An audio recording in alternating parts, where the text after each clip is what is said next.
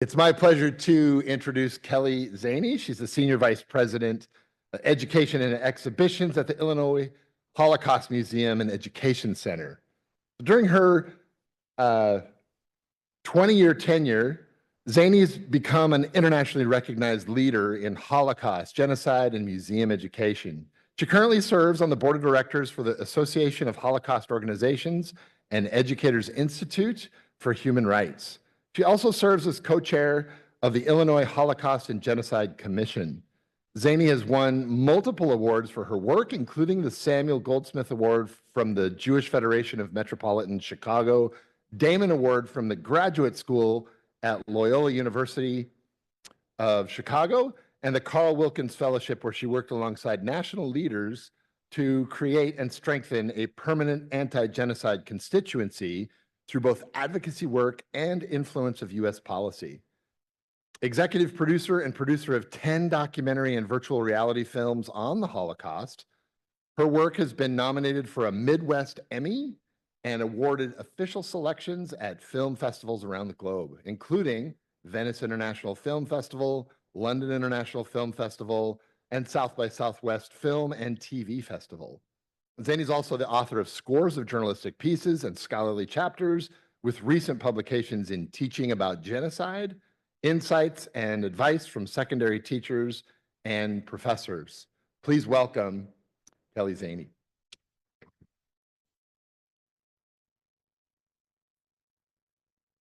I like the idea of a virtual adventure. That sounds fun. I wanna do that.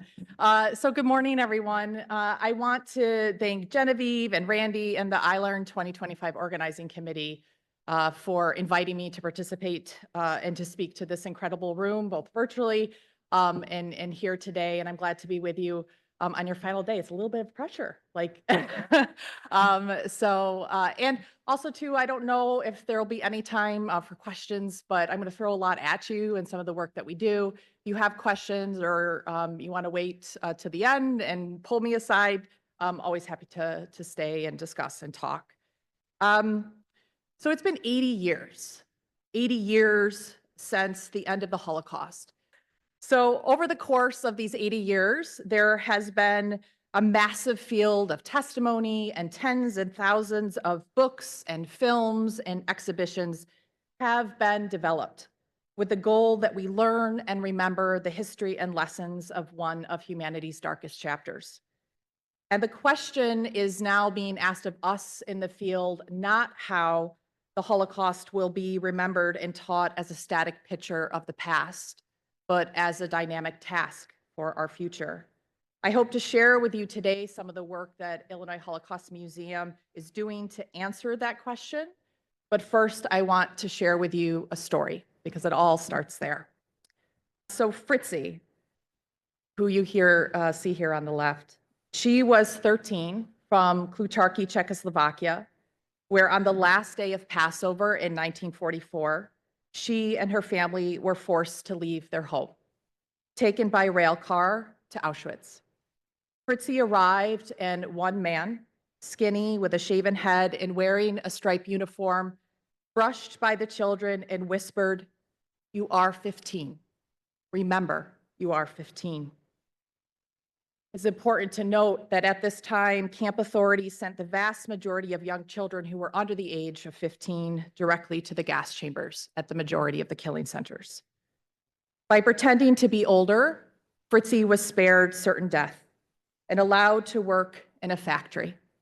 Her aunt, who had arrived at the camp a few weeks before, offered Fritzi a second saving grace, trading her food to move Fritzi to her barrack, where every night she held Fritzi and told her, "Tomorrow will be better."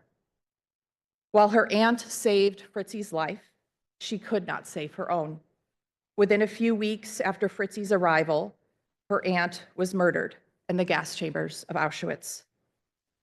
This story is a fragment of a much longer odyssey, but it reflects a pattern so often found in many Holocaust accounts: the abject brutality of the Nazis, a brave and desperate act of kindness by people risking their own lives, the will and determination to live, and an unbelievable strength that saved one young Jewish woman's life during the Holocaust, who for over a decade served as president of our museum. Of the estimated 9.5 million Jews who were alive during the period of the Holocaust, of whom 6 million were murdered, each one is a story filled with the same elements, along with the own uniquely complicated twists and turns. But Fritzi's story speaks to the ultimate purpose of the work that we do in the field of history and museum education, and it is simply this: to tell the story. This should be the central vehicle, the starting point of all the history we teach, to share with our audiences and our visitors. But it is absolutely, as you can imagine, a collapsing window of time. Since 2020, over 85% of our local survivor population here in the Chicagoland has passed. And our survivors continue to age. And we are deeply engaged in figuring out how to preserve their stories while there is still time to do so. So how are we working to share this history? A story of persecution, exclusion, a fight against tyranny, but also a story of courage and resilience, of hope, of survival. The answer, it turns out, is to combine powerful historical storytelling with technology, to give viewers the opportunity to literally engage with history. Specifically in this instance, for our museum, it was twofold. One, to have a conversation with the past, with the survivors who lived that history, and two, to walk the sites where these atrocities took place, but to do so learning alongside a survivor who lived that history. The aim: have technology in service of our goal. Remember the story, not the story in service of the technology. Ultimately working to create authentic interactions and content supported by technology. First was in 2015, we partnered with the USC Shoah Foundation, the Institute for Visual History and Education, together with USC's Institute for Creative Technologies. The initiative was called Dimensions in Testimony, leveraging innovative technology to allow survivors to be seen and interacted with, providing an immersive alternative when human contact with Holocaust survivors was no longer possible. But I have to tell you, this was not without a lot of initial pushback, not only internally at our staff, but just in the Holocaust field alone. Questions were asked: is this the right thing to do? What about the well-being of the survivors? Are we trying to keep them alive beyond their deaths? And my big question was, isn't this the Disneyfication of the Holocaust? Everyone had questions, except for one group of people, the survivors. And I still remember to this day sitting in a boardroom with our senior team and about 5 of our survivors when the executive director of USC Shoah Foundation, Stephen Smith, showed us an early beta test of Holocaust survivor Pinchas Gutter.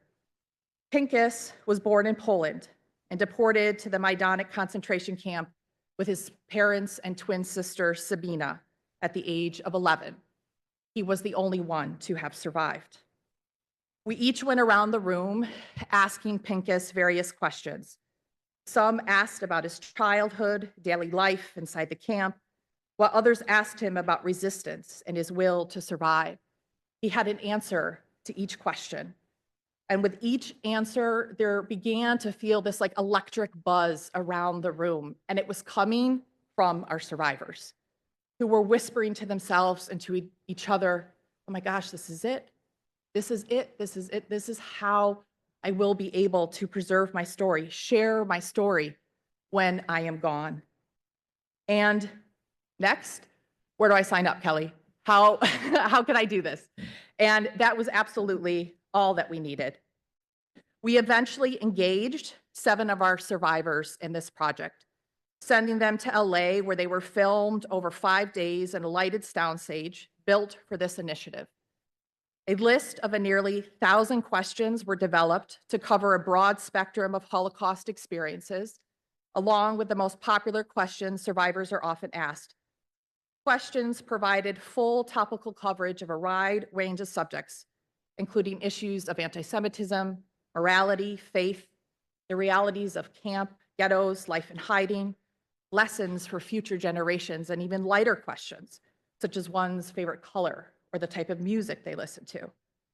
The algorithms and pipelines developed to render and process the data capture to facilitate a natural dialogue, similar to Siri format, where, in other words, the software recognizes words, keywords, in a viewer's questions to cue a video clip to share the most appropriate response to the exact question or comment provided by the survivor.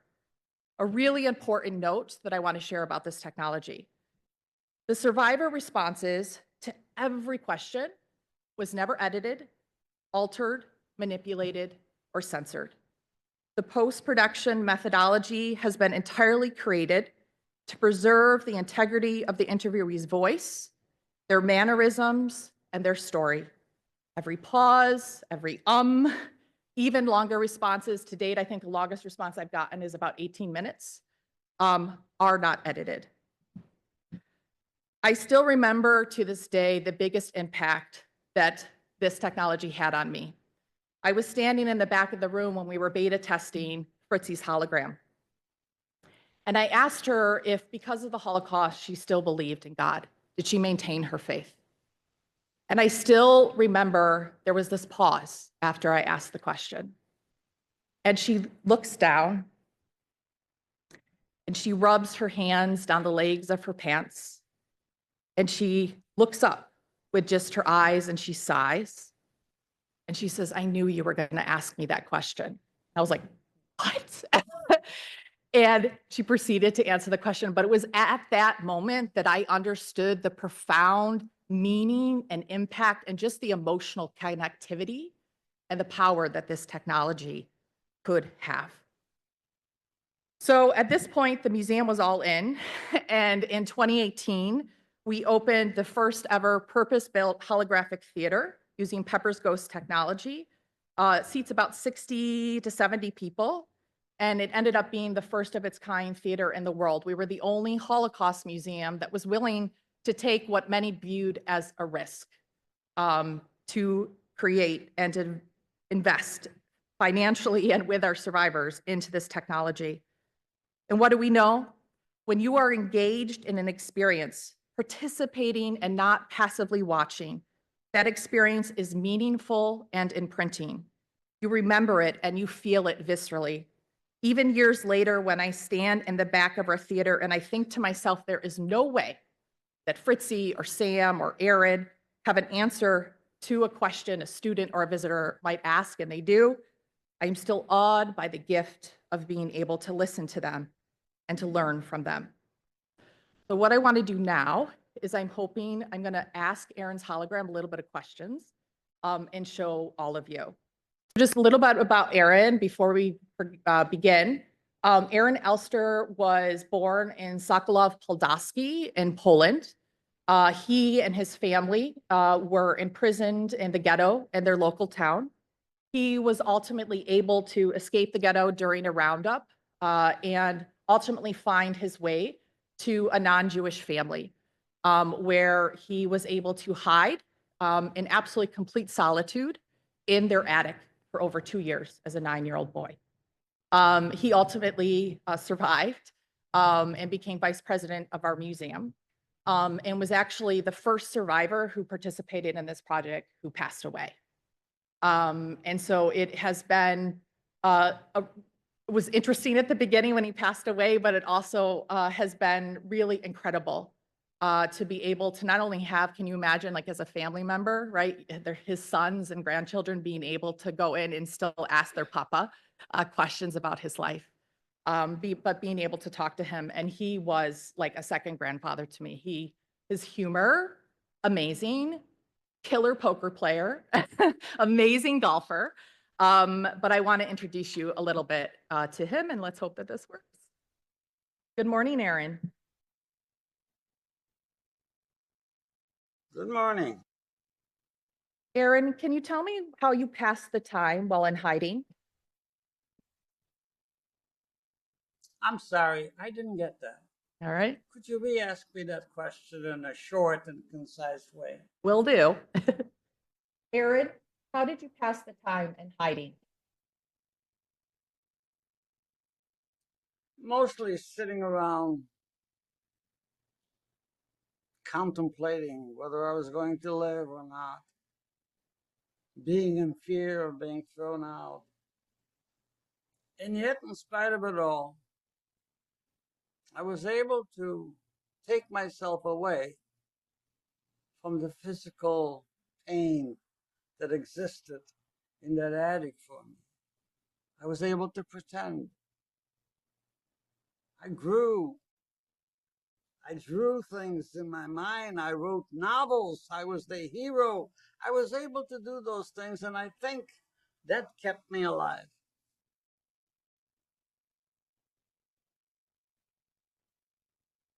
Why do you think you died?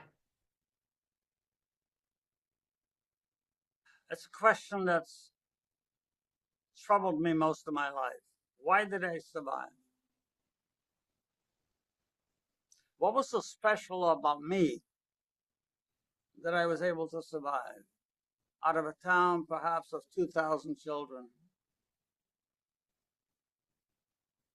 I never thought I was worthy of survival. But I think it depends how you look at it. One way to look at it was just the cost of a coin. The coin fell one way or another. You lived or you died. And if you want to get philosophical, perhaps I survived for a reason. To do what I'm doing, to try to impact young children, young students, to make this world a better place for all of us. And we're going to go a little lighter. Are you married? Boy, am I married. I've been married for 63 years to my beautiful wife, Jackie, who helped change my life in such wonderful ways. How did you?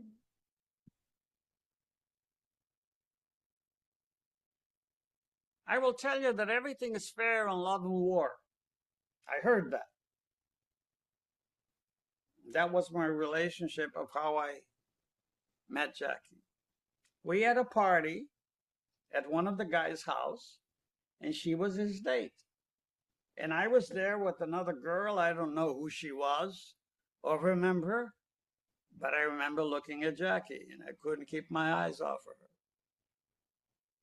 I was smitten by her. And then I was fortunate enough when I used to go to work after school, I went into her downtown. And I asked her for a phone number, and she gave it to me. And we developed a tremendous relationship. I truly, truly loved that woman. Although we fight, it's part of marriage. Look what she did for me. She helped me create a family, sons, grandchildren. I live for that. My granddaughters melt my heart when I just look at them. What else can you ask for out of life?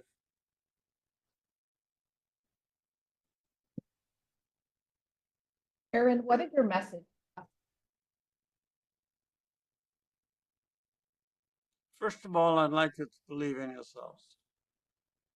I'd like you to think that you're important, that you can.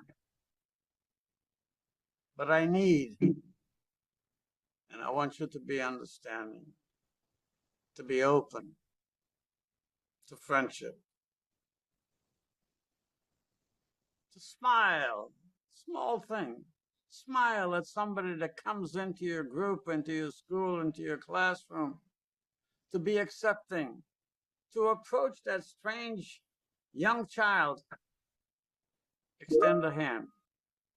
what an impact you can make with such small things. Because we all live with insecurities. We need assurance. We need a friend. Be that friend. Thank you, Aaron. You're very welcome.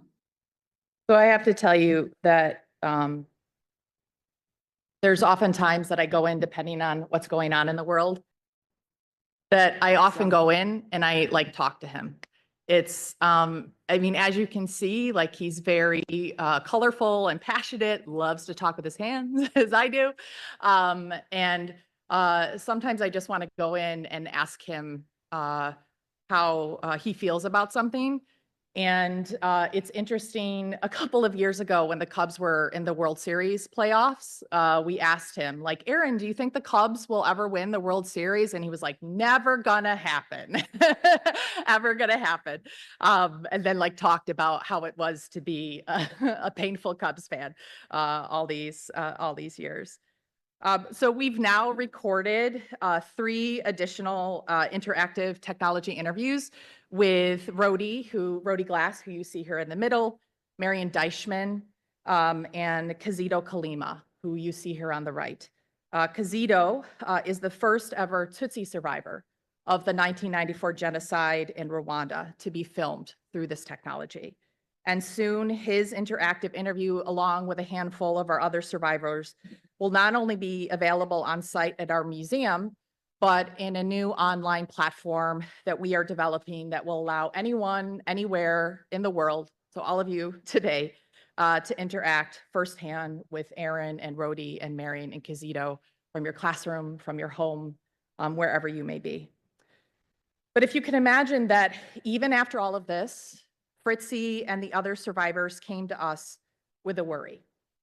What might become of the places where these atrocities took place, of the places where some of them hid, where they were imprisoned?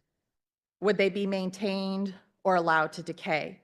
What would happen when the survivors would no longer be here to speak truth to what happened to them in those places and to millions of others?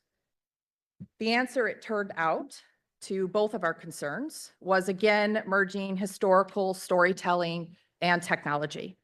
Only this time, it was virtual reality.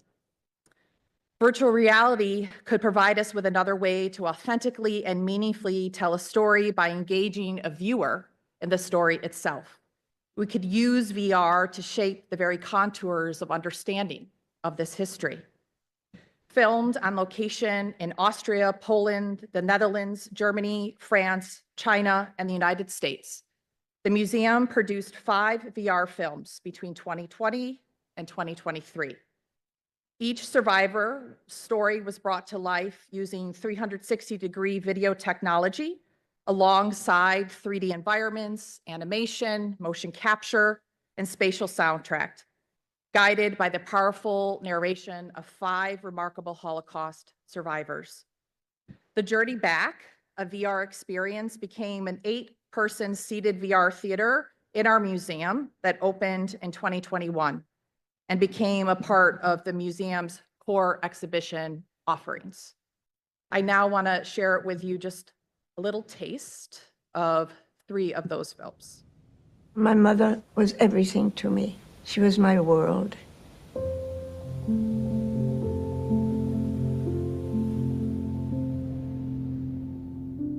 This is the place where I last saw my mother before she was taken away.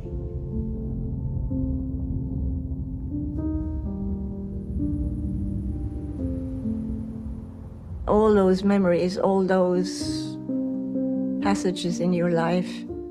Allied naval forces began landing Allied armies this morning on the northern coast of France. They just don't evaporate. They're within you. And you have to learn how to live with it.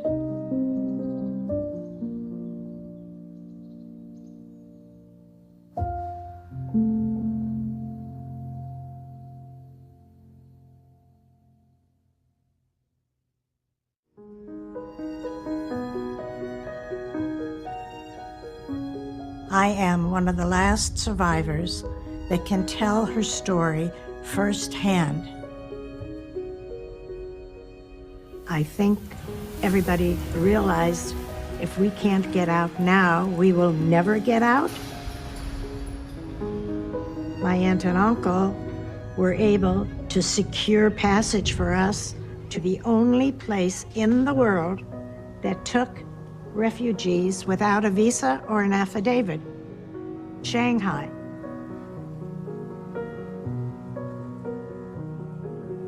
We really didn't know for the first 5, 6 years how bad things were in Germany. I feel very lucky for the life that I have had that could have so easily been taken from me.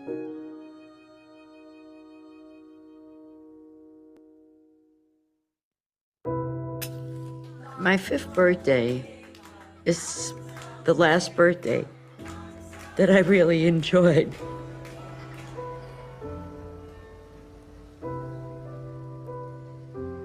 We used to walk down the street on Sundays and meet up with our families, and then all of a sudden you don't see them anymore.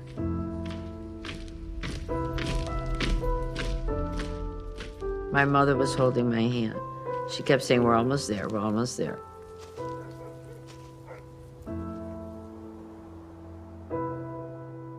We really didn't know where we were going, what we were getting into. Nobody knew or thought that they were going to be killed. When I say we were liberated eventually, we were liberated from German oppression, but we weren't liberated from our emotions and from the suffering. And it always stays with you.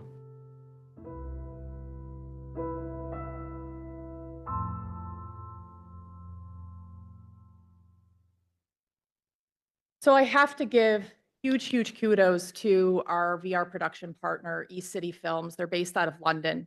The 3 trailers that you just saw were films that were more recently developed. And when we were looking for a VR production partner, what stood out to us with them was that they had a track record of producing documentary VR films on difficult and challenging history and topics. That was important to us. And their tagline was purpose-driven storytelling. And they ended up just being a truly remarkable creative partner. You can see some of the techniques we moved from using historical overlay, historical photos over present-day sites, animation, and illustration. But it's been really incredible to have these films available. So in 2023, because we only have 8 seats, VR seats at our museum, we began to think about how we could bring these stories and this technology beyond the walls of our museum and into classrooms and libraries, museums, and cultural sites across the United States. And so we first started, because we never as an institution like to make assumptions about what our educators need and what they want. We began holding focus groups. Universally, we heard that everybody wanted access to these films, but they either A, didn't have the VR headsets to do so, or they had one that they would have to pass around the classroom, or they were really worried about just the ability to operate the system, to do the tech, because they either had little to no IT staff to help them.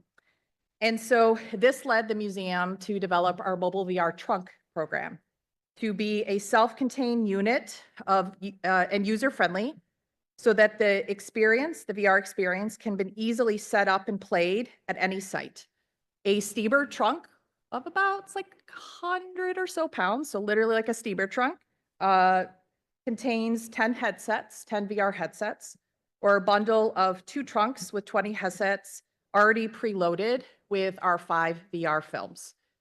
Manage XR and HeadJack platforms make the user experience one step and the viewing synchronous for the classroom, the library, museum, or cultural site using. And we are hearing from borrowers the impact the films are having.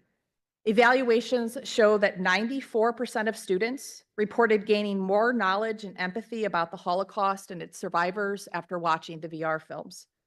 91% of students reported gaining a better understanding of the survivor's story through virtual reality than by traditional films, documentary, or books. 96% of teachers reported an increase in student engagement in the topic of Holocaust history because of the VR films. One teacher noted the students were super energized after the films, which is always a good sign. Students who rarely talk in class were finally speaking up. Another noted the subject of the Holocaust has always interested students, but seeing it in this medium helped students empathize more closely with the victims and want to know more. An instructor who used the films in her University of Cincinnati classroom noted, Marion's journey of survival and the loss of her mother did a better job of translating the loss of 6 million Jewish lives than I ever could standing in front of my classroom.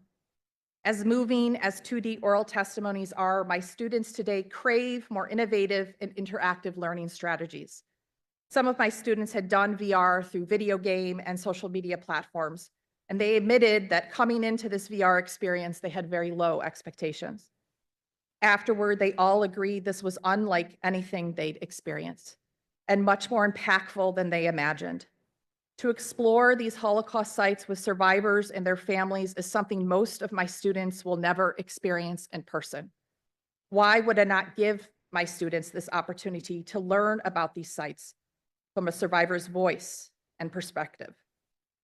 I truly believe that we are at a moment where access to these narratives is needed now more than ever. We're connecting with the voices, faces, stories, and transformative power of conversation, and immersive learning remains one of the most powerful ways to build a bridge from the past to the present. If we are indeed effective and meaningful in this work we do, we are teaching not only historical understanding of history, but also a human learning about history, especially if we are to reach and teach today's generation to prevent the past from becoming their present and future. And that the connection to the stories of survivors serve not only as a powerful defense and warning against the unchecked of ignorance and indifference and hate, but we are also reminded of the strength, determination, and resilience that is possible as sparks of light, even when it might seem like we are in our darkest moments. But we are going to end with our dear friend, Erin. It stirred up a lot of the memories that I didn't want to think about anymore, that I thought were hidden. Before we were taken into the ghetto, it was during the last days of Passover. In the middle of that night, there was the knock that came on our door. My mother opened the door, and there were soldiers standing there with a gun pointing at her. We lived in this ghetto until one day they came to take us to the train stations.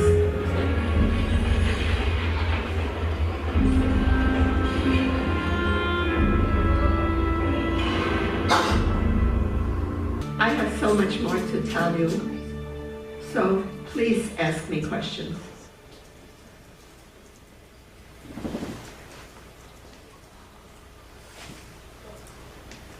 So does anyone have a question for Fritzy? Yes. What was the hardest part of your experience in the concentration camp? I thought I would die when I was walking towards the gas chambers. I thought I would die when I didn't have enough food.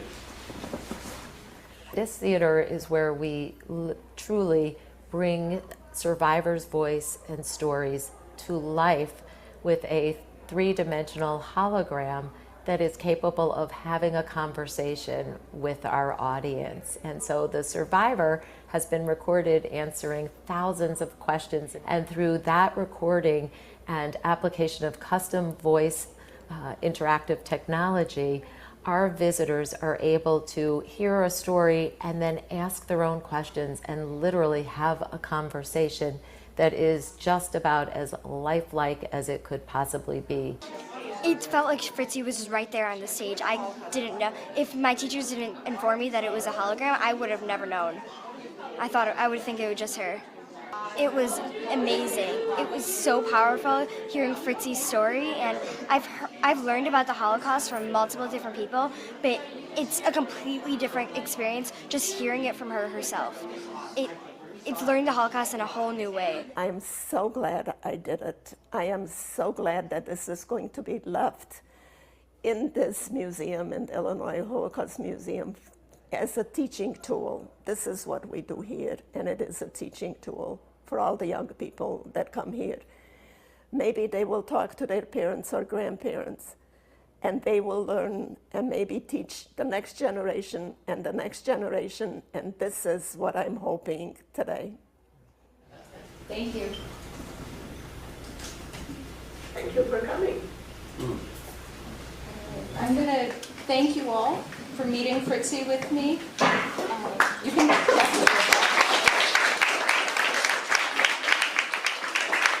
I mean, I just feel like she's such a brave person for being able to sit up there and explain her story to anyone and everyone who was able to listen to the story. I tried to hold it in, but there was a point where I just asked my question and I just couldn't hold it in anymore. I feel like it makes people realize that they can make a difference and they can do something in the world. We really hope that it inspires our visitors, whether youth or adults, whether local or global, that it inspires all of our visitors to want to take a stand for humanity. That is our big hope, that people can never forget the history and lessons of the Holocaust, bridge and make those connections to our world today, and leave inspired to do their piece towards never again for anyone. I feel humbled by the experience.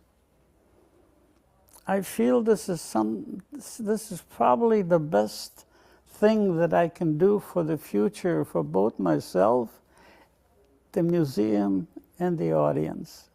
This is our memory. This is what we've gone through and spoken about to thousands and thousands of young people, about our losing our families, living in conditions which are unbearable, especially as a 10-year-old, because you wanted to live so desperately.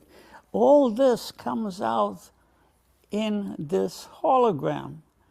And I think it'll serve a great purpose for the future. Because I was always concerned that once we die, the Holocaust will be a paragraph in history. They killed Jews. That's it. This will prevent it.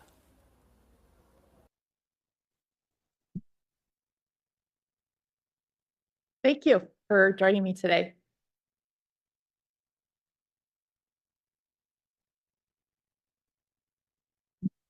Does anybody have any questions? Do we have time for questions? I can repeat them into the, okay, it's easier. Thank you for being the runner. Thanks. Thank you, Kelley, for sharing this. And actually, I have a comment more than a question, if you'll permit me. Yes. Something that you already know, but just for the benefit of the folks who are here. Please. It is particularly fitting that we're here on the Illinois Tech campus with you telling the story about how technology is enabling these really vital stories to be told. Because in 1946, an Illinois Tech psychology professor named David Boder took a wire recording machine that had been developed for battlefield communication during the war to conduct what proved to be the first oral history interviews with what were then referred to as displaced persons. And this was at a time before a lot of the categories that we have subsequently developed to understand what happened in the Holocaust had been used. And these folks were interviewed then. Some of them were subsequently interviewed by the Shoah Foundation. I'm not sure if you have any overlap there, but obviously you know this because this archive is part of the museum, or part, Yes. or there's a Yes, tie we there. have So, one of the reel-to-reel recorders at the museum. and if any of you had the time to go up to Skokie, it's an incredibly powerful place Thank you. where the immersion is not only done through the technology that you talked about today, but Stanley Tigerman, architect, did this amazingly symbolic and resonant design of the two halves of the museum. So highly recommend that folks make the trip out. Again, thanks for your patience with my comment, not a question. I hope it gave you a little bit of time to No, I rest your voice. appreciate it. I appreciate it. But I just wanted to share that with folks here. Yeah. Thanks. And if you are curious about Dr. David Boder's interviews, they're actually accessible through the Library of Congress and through the U.S. Holocaust Memorial Museum. And as you mentioned, right, this was done even before what becomes known as the Holocaust or as survivors, right, is known. And he really did it to try to understand the impact of war and of displacement. And you can hear in the interviews his disbelief of what the survivors are telling him, and he actually challenges them and tells them that it's impossible, that there's no way this could have happened to you. And we actually have a local survivor, Janine Oberrotman, who was interviewed by him in France during that time. Yeah, it's just an amazing story. Yes. It's just a really practical question because I thought it's so powerful, everything. And I was just wondering your intentions to make this available more widely in terms of language, for example, so that people in other countries who don't speak English may be able to access this, be inspired by the work that you do, maybe partnerships with other Holocaust institutions and museums across the world. Are there plans for that? Yes, yes, and yes. Yes. So our virtual reality films, particularly the three that you saw the trailers of, are currently available in Spanish, German, and French. I know have been screened in Saint-Hilaire in France, just outside Berlin earlier this year. We're talking to some folks in Brazil, in Sao Paulo, about possibly doing the films. And it's, I mean, as you can imagine, right, it's easy to do. So it's kind of one of those things like as we get requests for, hey, could you do it in this language? We're able to do it. The immersive interviews is a little bit of a different story. USC Shoah Foundation and USC Libraries and Digital Repositories are kind of the two main people who are using this technology specifically for Holocaust and genocide survivors. There's another organization called Storyfile that is also doing a little bit of this. But USC Shoah Foundation and Libraries has now captured over 50 interviews in this style. And I know that they have recorded interviews in both Russian language as well as German and Dutch, I believe, as well. So they're, and in Spanish, because they have one survivor who is a Polish survivor who ultimately came to Argentina after the war. And so they filmed her in both English and Spanish. So they are available. Yeah. And we are looking to bring them to sites and license them to sites, museums, cultural centers across the country. So absolutely. Hi. Thank you for such an inspiring presentation. Thank you. I want to go back to, you mentioned the kits that you're using in schools, and you zoomed through some things that I think people here might be really interested in that are really hard to do, right? So you created the kits, you have tech that allows you to manage all of those headsets in one place. And then it seemed like there was some intentionality behind a decision to have the experience be a synchronous experience among everyone. So I'm curious if you could speak a little bit about not just getting into schools and the management of the devices, but also why is it a synchronous experience? What is the design decision behind that? Yeah. Well, thank you for picking up on all of that. Such good questions. So we found that just in the time that the films were on site at the museum, and that alone being a synchronous experience, that even as a viewer, you have this headset on and you may be sitting in this room potentially with folks you know or don't know, right, strangers, that it ultimately built a sense of community. That it was a sense of community that we're all viewing, we are all witnesses to the same story. And what we were finding is that as our visitors were taking the headsets off, even if they didn't know the other visitors, they were interacting with each other and asking questions and making comments about the film, or even in the Q&A with the VR facilitator, we're kind of like building off of each other's questions. And we were also hearing from the focus group of educators that like, yeah, if you can have a headset here or there, I could have like Johnny and Susie over here, right, watching. But if I could get my whole classroom to watch it together, and I don't have to worry about rotating them or finding other activities for the kids to move around, all the better. Our biggest concern of bringing these headsets in specifically into the classrooms was anybody that knows that's put on like a MetaQuest headset at home, right? You have to go through multiple steps, right? You have to build your boundary and you have to go through all these steps. We knew we needed to get rid of that for the teacher. No teacher was going to want to do that. You're like, yeah, 10 or 20 headsets. So we worked really close with a VR integrator company here in Chicago, VR AR Chicago, to create it so that through Manage XR and through HeadJack, it literally is the student put the headsets on, the teacher has an iPad, the headsets are turned on, the iPad has a little icon of each of the survivors, and a press of a button, the film's now playing. And the teacher doesn't have to worry about anything. And we've made it such that the headsets, and we're, to be very candid, like in a little bit of a gray zone right now, because as you all know, some of the not so great things Meta has done for their educational platform recently, that's made this really difficult. So now we're thinking of switching over to Pico headsets, which are about like $100 more, but we need to keep doing this. And right now they're the only headsets we found that can do Manage XR and HeadJack. The other ones can't do it for us. So yeah, did that answer your question?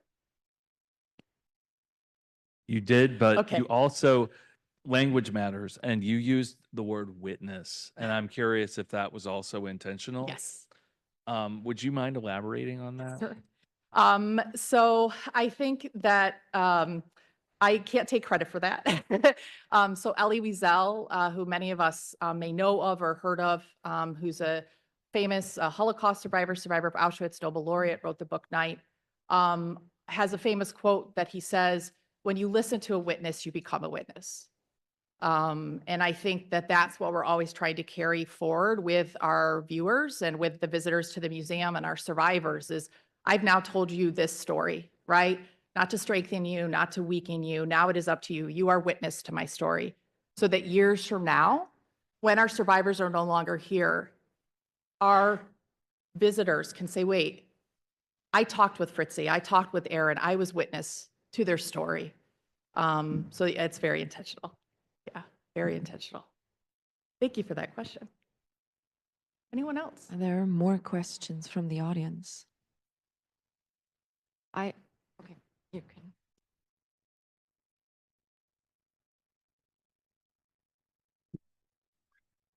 Thank you so much for this. This is extremely moving and really powerful. And I love the whole constellation of decisions that you've made to create this. So first of all, thank you for that. I keep thinking about sort of the forces of opposition. I mean, I think that's a natural thing when you're looking at this. And, Yes. you know, I was thinking about the people who insist that the moon landing was faked. And with you have a person sitting on the stage and there's a hologram of them and it's from their story and multiple stories of this incredible moving thing, but also the context around it with the source documents coming from the Holocaust or the remnants that are left from where there's claw marks in the cement where people were trying to get up, et cetera. And I'm wondering if you've thought about, or I'm sure you have, but can you speak to how you've thought to model the environment and create that situated understanding to bring people into those spaces as best as possible? I'm just wondering. Yeah, that's a great question. So particularly for the immersive interviews or the VR, or for the immersive interviews, so one of the things that we did for all the survivors that have interviews, even those that aren't our survivors and our other survivors, we created 8 to 9 minute introductory films that ground you in a history of the Holocaust as best as we can in 8 to 9 minutes, but in that story. So understanding, right, that Fritzi, her story doesn't begin technically until 1944, right? So why is that? And what does that pivotal moment in the decision of the Nazi regime to deport 435,000 Hungarian Jews to Birkenau? And how is it possible that of that number, Fritzi survives when over 90% are killed immediately? So the film tries to develop that and also tries to begin to have the visitor think about, oh, wait, that's really interesting. I want to ask her about that, or I want to like follow up about that. So that's the context there. And we try to, again, like emphasize to the visitor that these are authentic interactions, right? This isn't AI in that sense, right? That these really aren't edited. Look, I could stand and facilitate the interview with Fritzi at the podium, and it's all on a show control system. And typically what happens is the people in the audience ask the facilitator to ask Fritzi questions. And I will note very quickly, it turns from, can you ask Fritzi, da-da-da-da-da, to Fritzi, can you tell me about the time, right? Like there's just almost like this immediate connection. I could technically press the button if Fritzi gets the answer wrong and make her stop. Or if it's a really long, like 18-minute answer, right? You would never go to a Holocaust survivor standing in front of you and be like, do you like stop? Right? You're going on too long. Or like stand up and be like, actually, you didn't answer my question. Could you answer it differently? So there's some of that authenticity that we try to keep.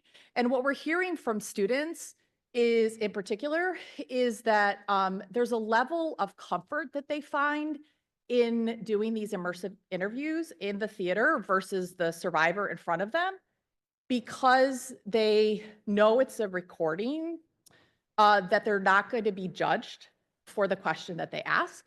So they feel this level like, okay, I could ask anything, right? And to date, let me tell you, they have. I've witnessed a lot of, but when I mentioned the 1,000 questions, but when you talk about secondary and tertiary questions, these interviews can answer, and you can sit with a survivor for over 22 hours and ask them questions. It's incredible. I haven't tried it, but it's incredible. I've done about 3 hours where I've sat and just riff with them and asked them questions, but it's pretty incredible. So there's that. For the VR, we really made sure we worked specifically with the sites where the different memorials, and we wanted to make sure that with each video, it wasn't just about the atrocities that happened, but that we were showing life not only before, right? So that they understood the richness and vitality of life before the Holocaust. And we also talk about life after. So Rhodey's film, Walk to Westerbork, she has this incredible scene at the end of the film where she starts her film talking about her 5th birthday. She ends the film with the 5th birthday of her grandson. And to her, right, having her grandchildren is the greatest revenge against the Nazis. And she talks about that. And so I think like having the survivors be survivors, but also human beings, I think is important. And working really closely. We learned a lot from the first 2 VR films we did. I don't want to say like we did them wrong, but I think we did a little bit more of the technology and not forgot the story, but I think we bordered on simulation. I like full on admit that. I think we brought you right there and then we took you out. Where I think these next 3, we really tried to make them more cinematic and more documentary, and using the illustration and even the soundtrack to kind of like keep you in the entire time. So we're thinking now, like, as we always do, like, all right, what's next, right? So like, how can we use XR not only in our exhibitions, like we still believe as an institution, there's always going to be need for traditional exhibitry. But also like with the VR, what more could we be doing? Right now there's eye tracking where you could like stare at something and open a door, open a drawer. Could we be doing more with artifacts and objects, right? So we're starting to think about like how we can do that and connect people further. We've had deniers come into our building and try to mess up the hologram, and they're not able to do it, which is fantastic. But I mean, they're always going to be there. They're always going to be there to deny what's happening. But if we, can have this technology and we can show that it hasn't been edited or manipulated, and this is, we have 15 survivors telling you what it was like in Europe during this time. You could argue with that, but it's irrational. So yeah. Welcome. Thank you very much. This was an amazing presentation. Thank you so much. Yeah. I'm sure you will stick around for the coffee break now. And I will mention, more so questions? I don't know how many of you are still in town. It is a bit of a schlep to get up to Skokie. But the Skokie Museum is closed right now. We're undergoing major infrastructure. For those of you that are local or in the Midwest, fear not though, because we're opening a new satellite location temporarily in downtown Chicago this summer. That will include now a 20-seat VR theater versus an 8-seat. So I'm super excited about that. And a big holographic theater as well. And if you're interested at all in any of this or bringing the films to your schools or sites, just email me. Always happy to talk to people in the field. So thank you for your attention. Appreciate it. Thank you so much.